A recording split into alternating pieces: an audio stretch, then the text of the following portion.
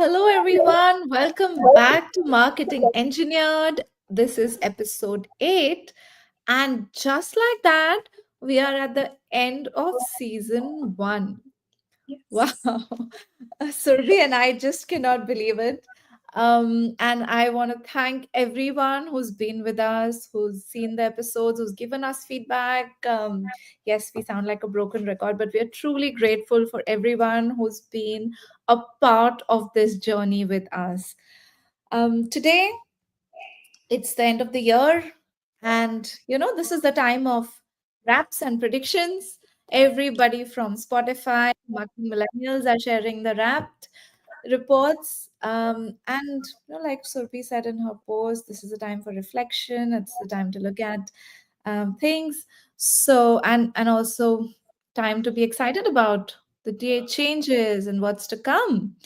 And today we are going to look at some of the things that have us excited about 2025 from a marketing and a marketing ops perspective. And no, we haven't turned magicians. We do not have some direct sight into the future. So, what we're going to do is we're going to look at some themes that have already started emerging, which we feel will gain more traction next year. We will discuss the impact of those trends directly on marketing, marketing operations, or indirectly on the teams. And then a little bit of a wish list for both Surbi and me. The things that we would like to happen. They're probably not happening yet, but just throw that out into the universe and see it come through. Um, so, speaking of emerging trends, Surbhi, do you want to take it up? Yes, I'm so excited. Thank you, Ankita, for having starting the episode on a very positive, high energy note. I think this is something that always is there at the back of the mind because you are just seeing so much of content around what to expect and what things might change. Because also this time is of the year is when you can reflect on the entire year and have a viewpoint of what's worked for you and what's going to happen and how things can change for you in future.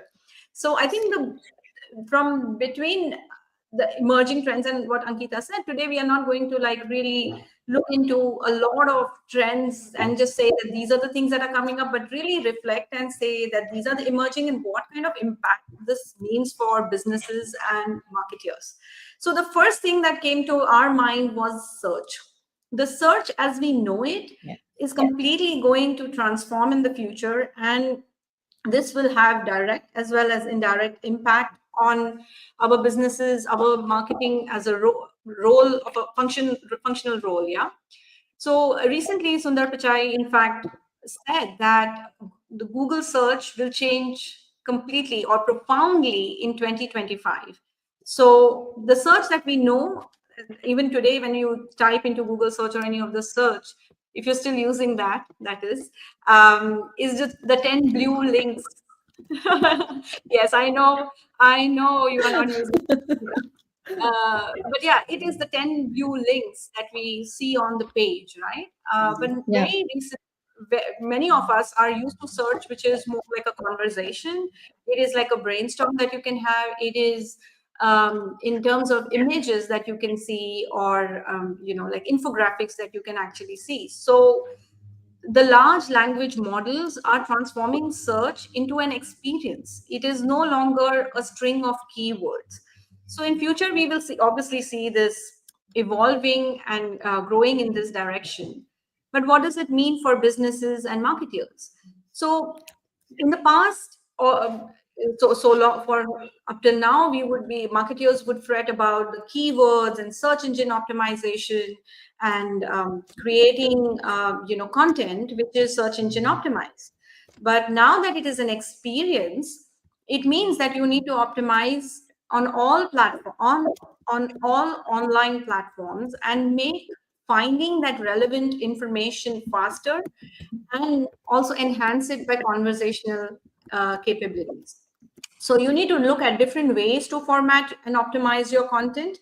And one of the simplest ways to do it, which possibly you can do it very quickly with your existing content, is to summarize. Because moment you summarize it using the large language model kind of a system, you are able to appear better, and AI is able to pick those summaries better.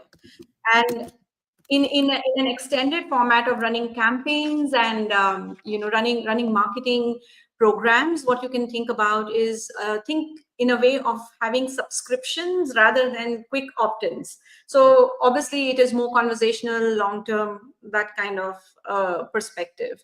um, other area that which I just spoke about, like the keywords, the reliance on keywords is definitely going to move forward into what is the context of this content, and how does it kind of match with the individual that is searching. So the search intent and the context is going to define how your content is going to show up and where it is going to show up. And I think it is more for the person, the user who is searching, that will appreciate summaries about the relevance and the and the use of that search for that person. So what do marketers and businesses do? They need to have content which is more researched, more deeper researched content, and it has to be fact based.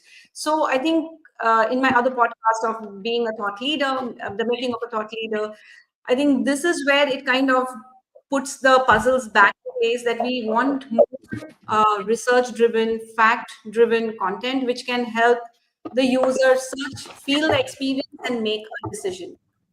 And also the people's habits, like the user habits are evolving, and it is like the idea of, search everywhere. You want to search on social media, you want to search on YouTube, you want to search on other aspects. So the search optimization everywhere is going to be like the one big thing that marketers would want to really focus and boost, therefore boost the chances of showing up to the user. It sounds a bit complex at this moment, but I think there are enough tools and techniques available out there to help you as a marketer to do this, help you as a business to show up in a different places.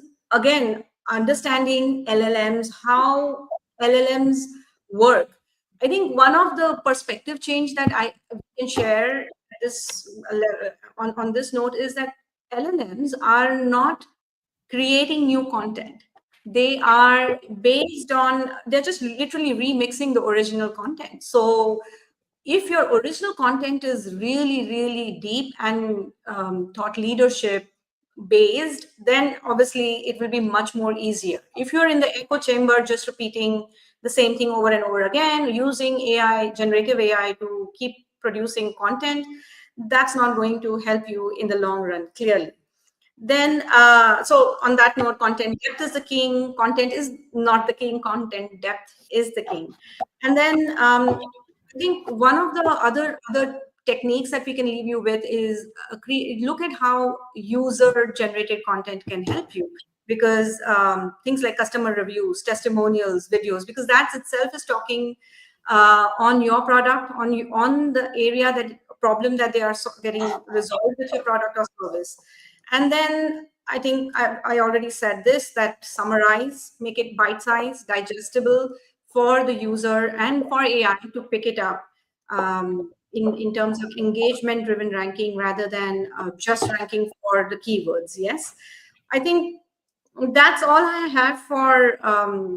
Oh, I missed a big one: personalization and content customization. I think we have more on personalization, but I think from search perspective, this is where I want marketers and businesses to look at how you can take existing content and you make it more AI friendly so that you show up in search and therefore attract your prospects.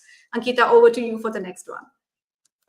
Thank you, Surbi. I agree about the search, everything that you said. Great tips for marketers and insight on user behavior. Just look around you, see how people are using search. I, for one, have stopped using um, uh, Google search at all now. Anything I need to search, Perplexity is my go-to. And like Survi said, it's not creating new content, it's just using the training data. Perplexity combines the web search capability, so now people are learning about you, your products, services. They're formulating opinions about your brand without ever landing on your website. A marketing ops nightmare. Now there's no tracking. But yeah, the world is changing, and we've got to adapt to it. um, and the next one, the big one, AI, right? AI burst on the scene. And I think if you look at what everybody got onto as a bandwagon was generative AI. Um, and the easiest to adopt was in marketing also. People are using it to create content and uh, images, videos, etc., without commenting on the quality of this output, which I always say that it's garbage in, garbage out. If you take the time to learn, you take the time to prompt properly, you take the time to train and give it good data to begin with, give it good material to start with, you will get a good output. But that was the first thing, generative AI. And yes, there are leaps and bounds happening in generative AI as well today. There are very specific tools available. Sora was announced long back, but OpenAI has now integrated that into ChatGPT subscriptions. So we expect that to become a bit of a game changer coming forward. Even Apple Intelligence, for example, I just got hold of it yesterday, and I was able to create an Instagram reel using 2-year-old pictures in literally 5 minutes. And while it might seem like, oh, this is going to help creators, no, this will help small business owners, it'll help founders. Because no, let's face it, today every founder has to act like a creator. Organic growth is there. You have to be on the platforms where your clients are, you have to be visible. So you need to create content.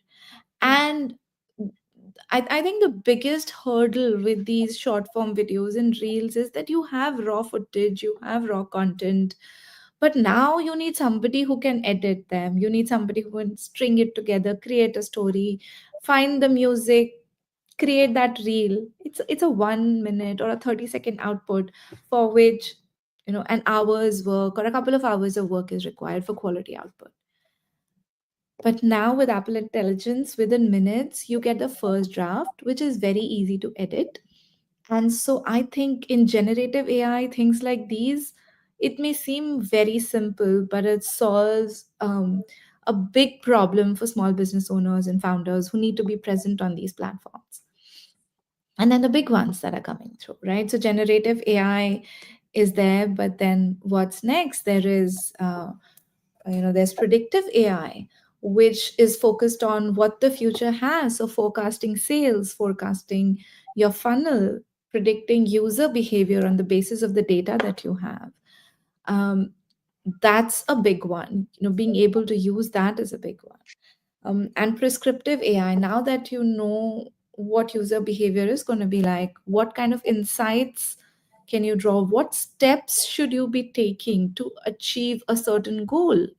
Very simply put, if you're using predictive AI tools and your sales forecast isn't what you want it to be, then what are the steps that you need to take to correct it?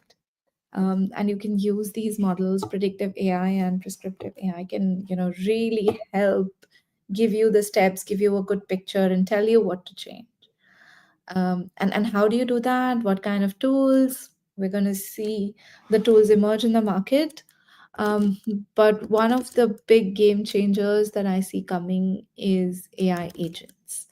Mhm. And even the likes of Bill Gates and Satya Nadella have said that AI agents are going to be the big game changer. In fact, Bill Gates says that it's the biggest computing revolution since we went from typing commands to clicking on icons.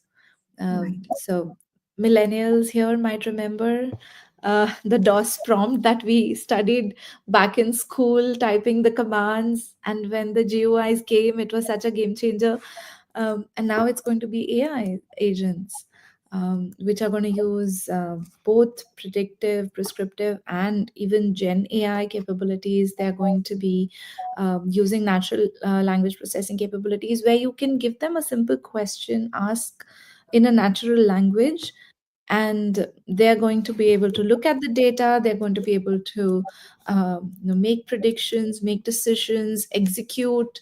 I'm really excited about what's coming from the big tech giants, um, and even the power that it puts in the hands of a small business owner or a MSME. You don't need an army of developers now. There are platforms available for low code AI agent creation. If you can think through the steps, if you have a process oriented mindset, and you can say, okay, this needs to be done first, okay, then collect these data points. This is how a decision will be taken. Look at these, maybe this next. And if you can just put that together, even with low code, with no code, you should be able to create an agent. You feed it all the past data to look at. You give it access to the present data. And the agents can actually take decisions for you, give recommendations, perform simple tasks for you. And simple things like calendar blocking, personal productivity, such a huge thing for small business owners. I think their time is so precious, Yeah. which gets pulled between meetings and team meetings, etc. And sometimes at the end of the day, you wonder, look, where has my day gone? The top three important things that I was supposed to do today, I haven't even started on them. So, how do you understand, blocking time? Even these things, simpler things like these, AI agents can come and solve for you with low code capabilities. So the potential, I think, is enormous. It's up to us how much we grab and how much we leap forward with this coming. And I'm really excited to see what other people are going to do with it. What can I get inspired from? Totally. I think all that you said about AI, I mean, I think we have all, it's like the big elephant in the room. We have all touched different parts and get excited about it. With the whole new shiny object syndrome that we all have been in the past decade, we have seen a lot of new tools and technologies come through. But I think is certainly overhyped, but I think a lot of us have underestimated its impact in the long run. And it's literally transforming the way ahead for marketeers. Uh, in fact, predictive AI, Ankita, I feel is like this tireless analyst that we have on board who can, give us so much of forecast and stuff, which in the past would be a manual chore. Now, a lot of these a lot of these automation tools have actually picked up the wagon from there and have added new versions into it. But as you rightly said, that the power it puts in hands of solopreneurs, small business owners who are anyway stretched for time. In fact, what happens is there's a common saying in business, small businesses, that you don't have to work in the business, you have to work on the business. And I think with all these predictive analysis and the prescriptive AI that you spoke about, a lot of it is going to help this individual business owner or a small business owners to actually work on the business, not in the business. All you need, as you said, is a process oriented mindset where you are able to ask the right or prompt, put in the right prompts to give you the data and ask the right thing to the marketer. I think moving ahead, it's also about the budget. So what is all this going to cost us? In the past, budgets were always skewed towards um, getting the new tool, new technology, whatever helps you to close the lead or generate more lead. The demand gen had always been like, okay, this is the bulk of the budget is going to go for demand gen tools. But now I think going forward, we have already highlighted that we will get like an agent in place, we'll get an analyst in place. So not only it resource optimize for the marketing function, but it is also optimizing the tools going ahead for the marketeers, where we are able to use budget appropriately with the tools as well as from the people. So again, on this podcast, we have often talked about people, platform, and processes. And I think where the marketeer's role as a budget management comes, we are able to show businesses better optimized processes, better optimized platforms, and therefore resource optimization as well. I think there always has been an idea for a marketer to be more revenue obsessed or show the revenue from the entire program that we are running, or the bevy of tools that we have and the people that we Yeah. have on the team, to show where is the revenue. But I think going forward with all the tools in place, what businesses should look or shift into thinking is from revenue obsession to customer obsession. Now, this is not going to change overnight. No, first Jan, we are not going to be customer obsessed. But I think what we are trying to predict at this point is that, instead of just harvesting and farming more MQLs, we have to, look at how we can, through these tools, with predictive AI, prescriptive AI, have meaningful conversations, meaningful connections with prospects, and move the person as prospect moves from the prospect stage, from top of the funnel to the bottom of the funnel as a customer, and later an advocate.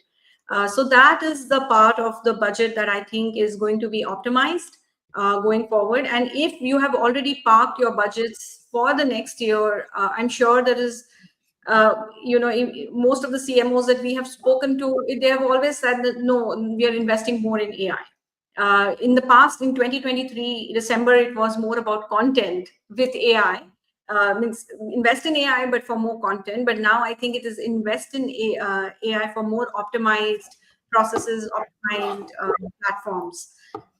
So the other impact, the other shift, I think this is where I'm moving into the indirect impact. So all these trends are emerging, and how is it going to, maybe at a business level, at a economic level, there are these trends that are coming out. But what does it mean for individual marketer at an at a company level, right?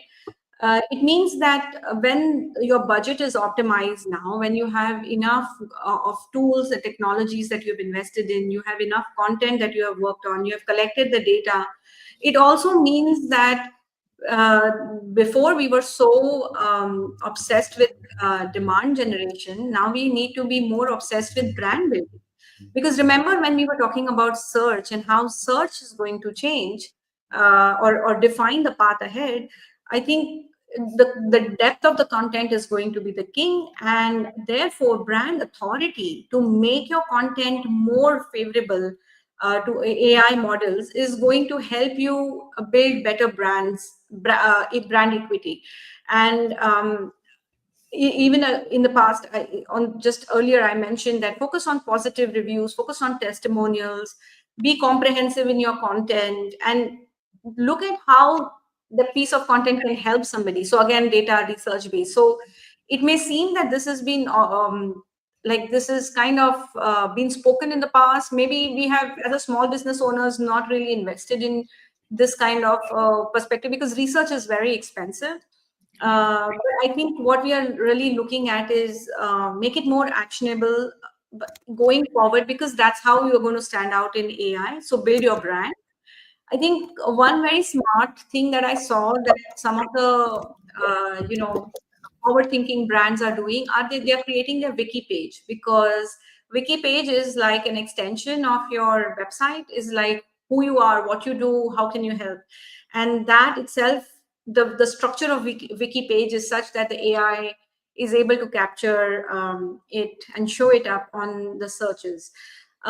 Then context relevant, and obviously you need to be a content resilient brand going forward. So the budget is going to have a significant shift from just being a demand gen oriented budget to a brand building budget. And I think at this point, I think Ankita, we have to talk about what does it mean for the marketer. What is it that our function now is going to say? Yes, speaking of indirect impact, everything that we've talked about has an impact on marketing operations. And, these are the large trends that we've talked about. We've talked about changes to search. We've talked about having access to better AI tools, more intelligent AI tools. We've talked about AI agents being able to perform repetitive tasks, make decisions, just be very, very powerful in the way we are interacting. We've talked about access to low code platforms or no code platforms. What this is essentially doing is empowering the marketer, Mhm. giving them tools, giving them skills, giving them a productivity boost. Um, Imagine being able to describe what kind of campaign you want to do. Imagine being able to describe and just things happening. So the tech skills that you needed for being a marketing operations practitioner or an expert, um, that today is something that your non-technically trained marketer is able to handle for execution. You need emails created, you need personalized emails created. It's easy to use AI. Your platforms have made it easy. You don't need somebody to sit and hard code emails now. You don't need somebody to sit and manually insert those parameters. Your platforms are evolving, with all of these tools, the kind of automation. Where do you pick the data from? Once those agents come into play, your raw data could be sitting on one place, and personalized emails can get created. The raw agent can go and identify the personalization data points and just insert that into communications. That's like one simple example of an email campaign, which a person who is a marketing ops practitioner would spend a lot of time executing. So I think with all of this coming into the power and capability and skill coming into the hands of marketers who want to do campaigns, um, what would happen is that the time that a marketing operations person spent on execution is going to go down. That's an indirect impact.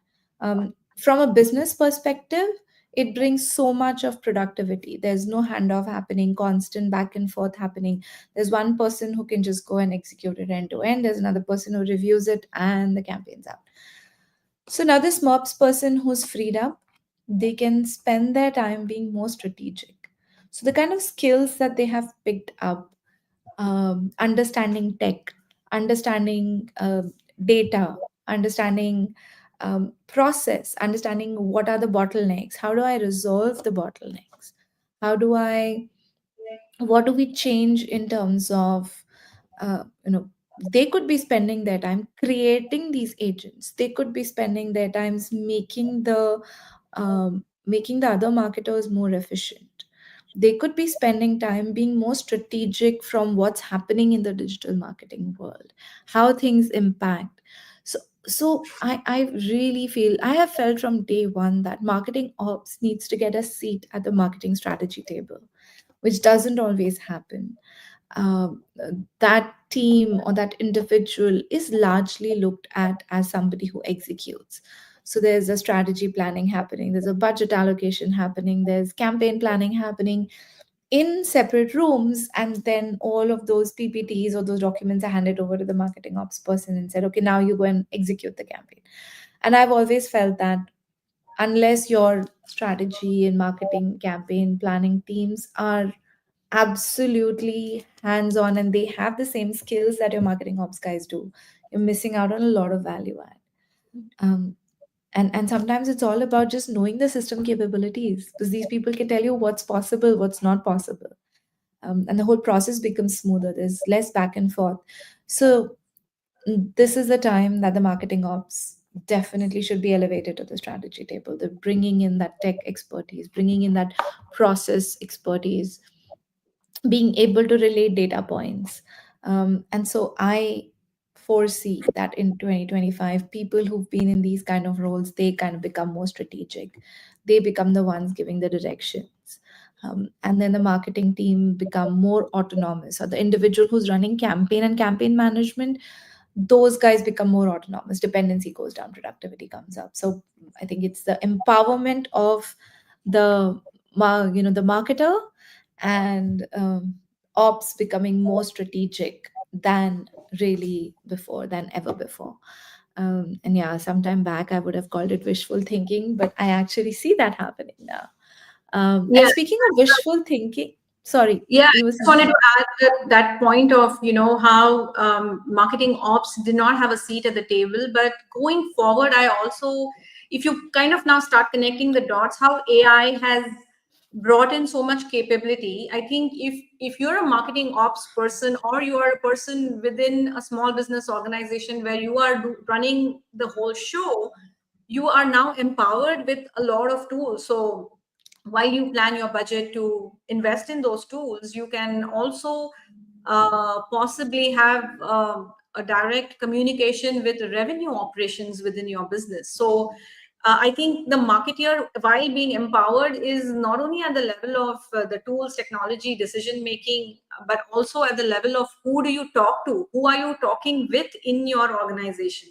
So yes, I mean, there are marketers that have a direct line reporting to CMO, but I think CMO as an individual is also now talking to the revenue operations of a business. So I feel that it is like the collapse or the cohesiveness of the team, which the AI will be able to bring in even faster, because these Yeah. are debates that are long, long legacy of not working together, siloed, and all of that in a bigger organization. But in a smaller organization, it kind of flips the whole equation and allows marketeer to drive better decisions.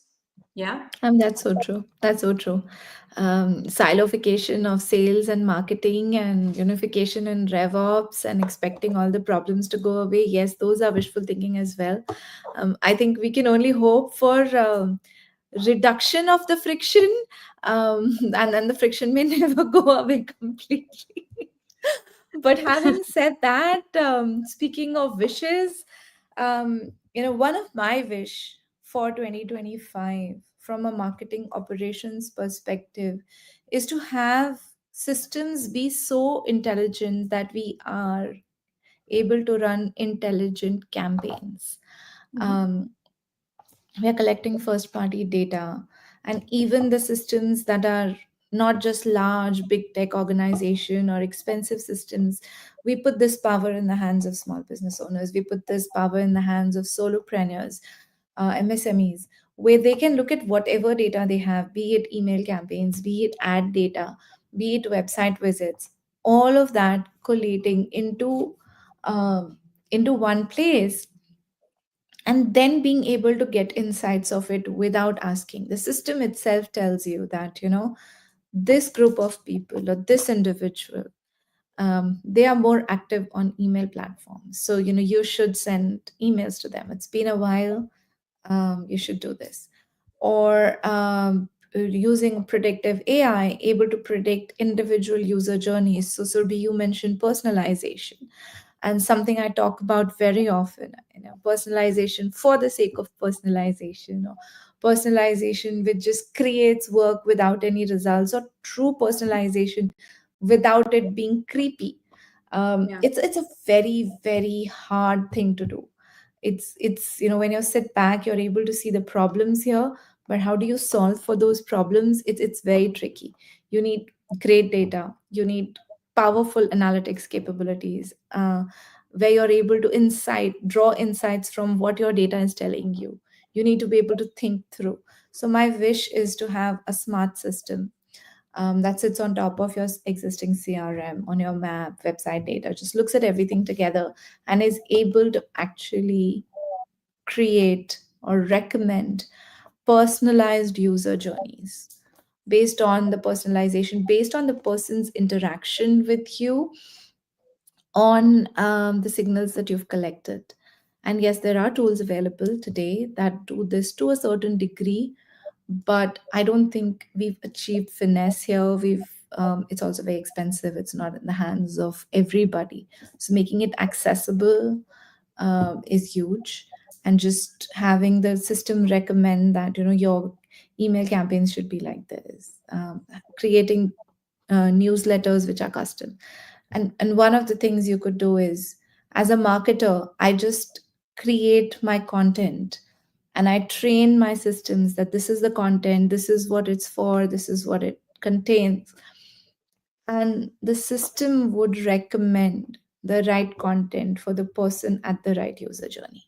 As marketers, as marketing ops, we love creating user journeys, getting them through one stage to the other, looking at the signal, interactions that they've done, looking at the lead scoring, making our lead scoring model better.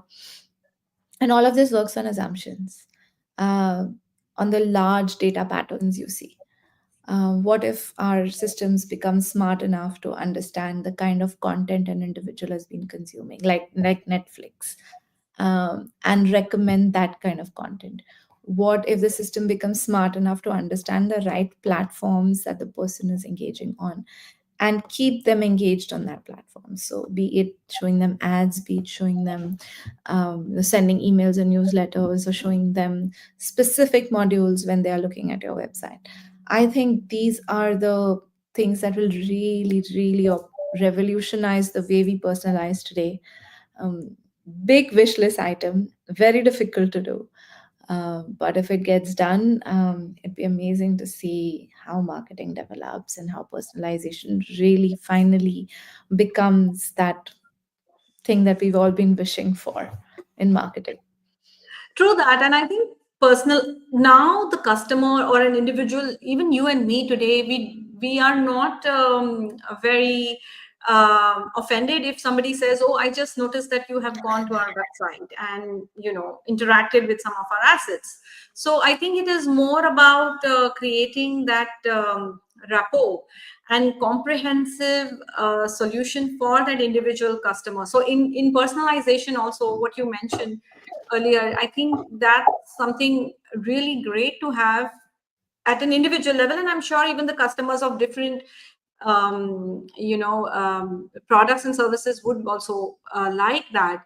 Come to think of it, if personalization, the way you mentioned, is really achieved, B2B, what will it mean for B2B buying? Because we are in B2B, we are talking not one single person's personalization, we are like talking about group buying, right? It is, so it can really elevate the whole experience from a customer journey perspective, as well as from the business perspective, trying to reach out to that audience.